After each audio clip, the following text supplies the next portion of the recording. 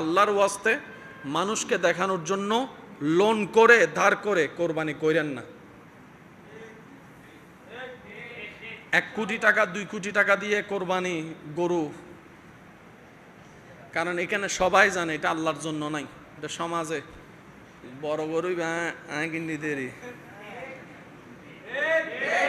ওই ফেসবুকে দেখু যে 2 কোটি টাকা দাম, ওইটা আমি কিনছিলাম আর কি।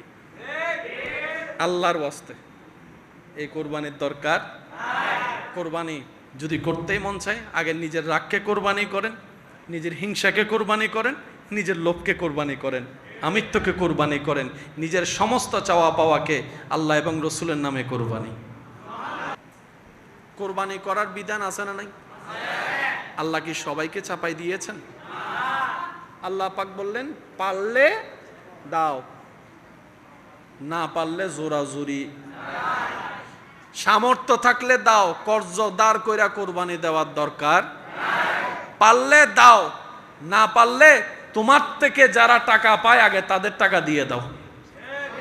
কারণ আমি আল্লাহ রহমানুর রহিম, আমার মতো করে তোমাকে কেউ বুঝবে না।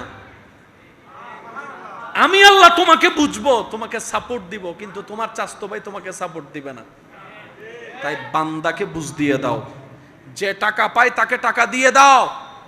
আমি আল্লাহর কোরবানি যখন সমর্থ হবে পরে দিও, আমি আল্লাহ শেষ রাস্তা তোমার জন্য রেখে দিলাম। বলি সুবহানাল্লাহ, আরেকটু জোরে বলি সুবহানাল্লাহ।